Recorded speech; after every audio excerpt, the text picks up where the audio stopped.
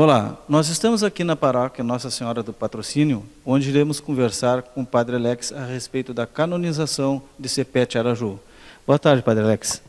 Uma satisfação conversar com os nossos internautas, nossos telespectadores, ouvintes, sobre a grande causa de Sepete Araju. São Sepé já foi canonizado na religiosidade popular.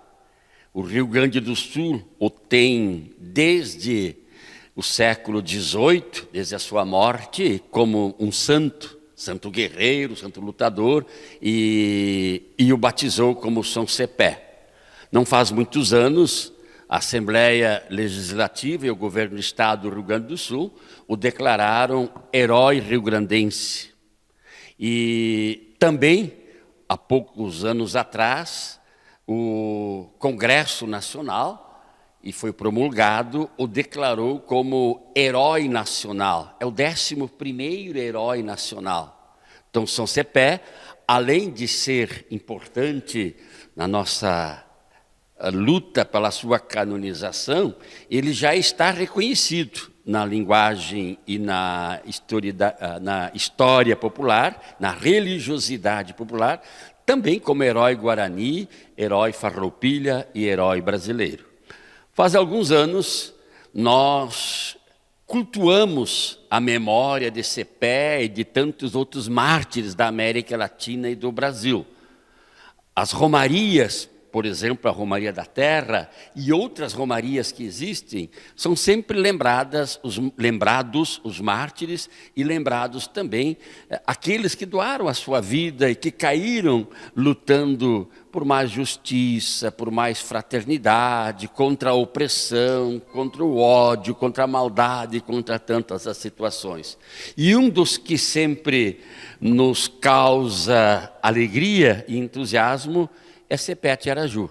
E olhando a sua história, resgatando a sua história, nós nos damos conta de que ele era profundamente cristão, educado pelos jesuítas, nascido em São Luís Gonzaga, onde cedo seus pais morreram, vítima de uma febre que lhe deixou marcas no corpo. Por isso Sepé tinha uma mancha branca na testa, daí levou o nome de Tiaraju Barbosa Lessa, deixou até um canto nas missões de Sepé, nas missões dos 7 povos, nasceu um dia Sepé, trazendo uma cruz da testa, sinal da nossa fé. Quando o sol batia nele, esta cruz resplandecia, por isso lhe deram o nome Tiaraju, a luz do dia. É um canto muito bonito, e esta mancha é fruto dessa febre. Ele foi transferido para São Miguel, onde havia mais estrutura, e ali foi educado e acarinhado pelos padres jesuítas e se tornou um grande líder, um líder cristão, mas também um líder comunitário. Quando saiu o Tratado de Madrid, 1750, Sepete Araju foi eleito prefeito de São Miguel das Missões.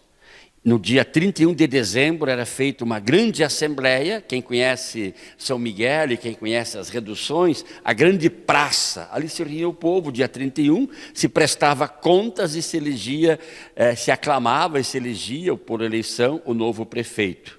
Era uma coisa bem democrática.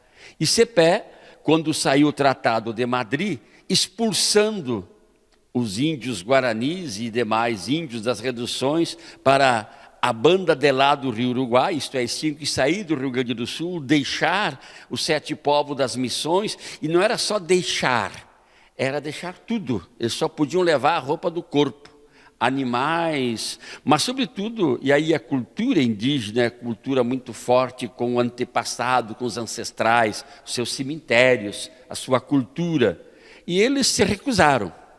Primeira atitude, sob liderança de Sepé, reuniram os 7 prefeitos dos 7 povos e escreveram ao representante de Portugal e ao representante de Espanha, que era o governador lá de Buenos Aires, pedindo, cada povo escreveu, esses são documentos que existem até hoje, e que pedindo que não fizessem isso, que revisse a situação, que os deixassem viver ali, porque eles não tinham pátria, eles eram o povo guarani.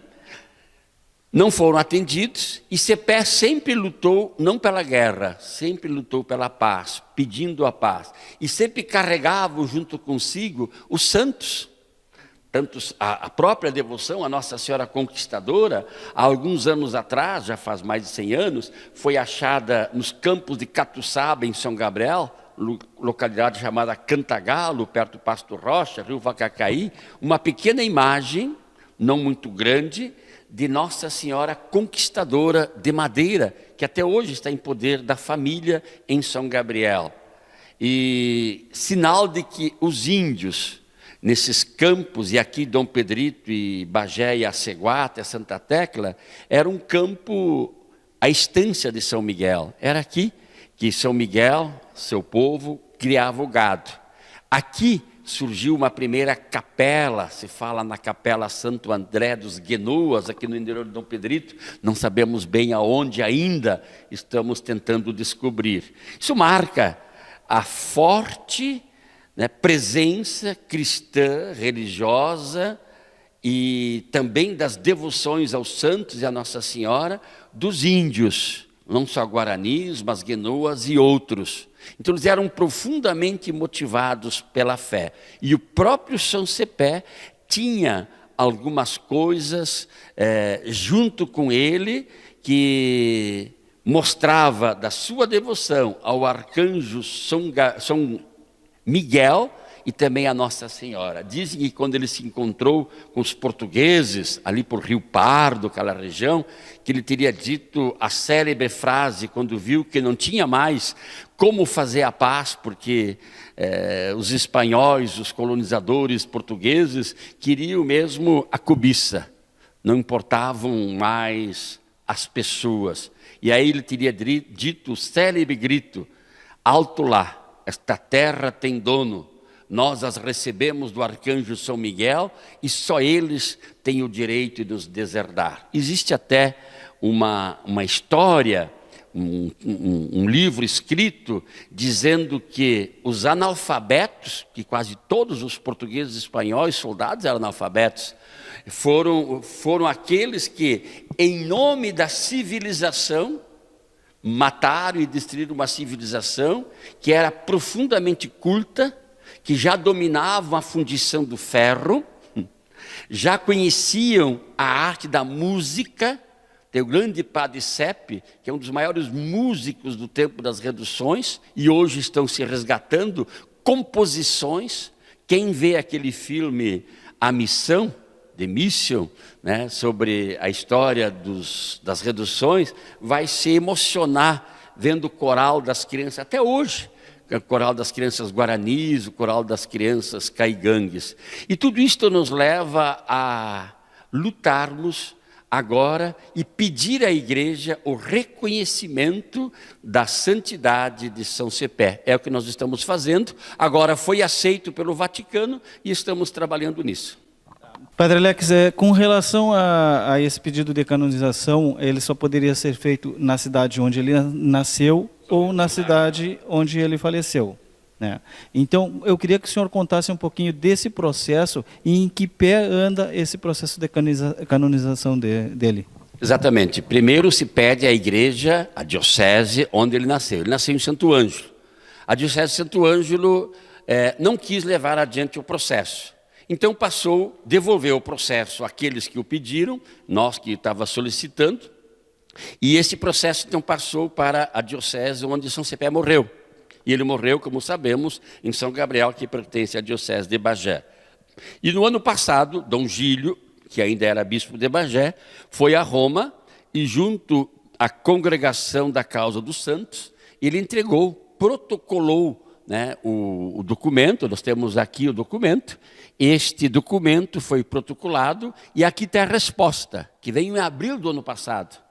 E esta resposta veio que foi aceito o pedido de se poder fazer o processo da canonização de São Cepé. Por enquanto é um processo muito inicial, né? O pedido que foi feito é para que se possa fazer o processo.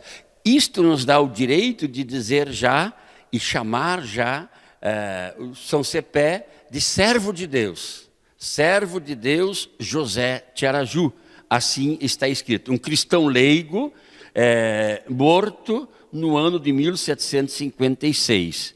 Então, com este documento, nós podemos agora iniciar o processo diocesano, que é todo um processo de ouvir testemunhas, de resgatar coisas históricas, de ouvir, como estamos distante há mais de 260 anos já, ouvirmos historiadores. Hoje tem muitos documentos históricos que estão sendo colocados à nossa disposição, e com este processo nós poderemos fazer, então, o pedido para essa beatificação. Está demorando um pouco, por quê? Porque Bagé está sem bispo. Porque o documento ele ficou um tempo perdido, porque Dom Gílio o recebeu e o guardou e não se lembrava onde tinha colocado, por causa da perda da sua memória recente. E isto nos atrasou. Mas também nos possibilitou agora de começarmos com todo empenho.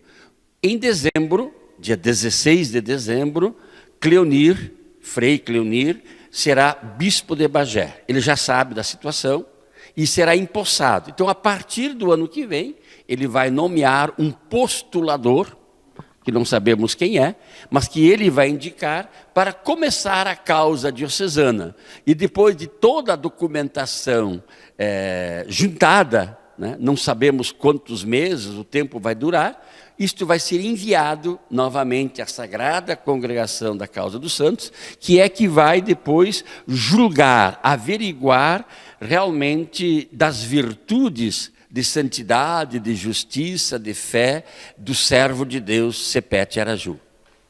Tá certo então, padre, a gente torce para que tudo dê certo, né, e que a gente venha fazer uma nova entrevista já contando da canonização de Cepé de Araju, e lhe desejamos boa sorte e que a gente tenha essa notícia o mais breve possível. É um processo, né? Então nós não temos tempo, né? Não temos meses, não contamos esse tempo. Pode durar meses, anos, né? Mas nós temos um aliado, Papa Francisco. Papa Francisco conhece as reduções, sabe de São Cepé e será certamente alguém que poderá ser uma cunha, né? Uma porta aberta, uma fresta aberta para nós entrarmos. Uma coisa boa que nós devemos fazer, conhecermos mais a vida de Cepé e até rezarmos por ele. Me alegrei muito, São Gabriel, semana passada, eu estava escutando a missa, todas as missas eles estão colocando, pela beatificação do servo de Deus, José de Araju. E todos os dias 7 de cada mês, ele foi morto no dia 7 de fevereiro, no local de sua morte, onde ele tombou em São Gabriel, na Sanga da Bica, tem hoje o monumento, lá se reza mensalmente o terço pela beatificação de São Cepé. Então eu convido a todos também a fazermos sempre a nossa oração. Logo, logo será publicada e divulgada uma oração. Agradeço também pela entrevista e pela divulgação. Nós somos parceiros. Tá certo então. Esse foi o Padre Alex falando sobre o processo de canonização de Cepé de Araju. QWERTY, Portal de Notícias, sempre atrás da notícia.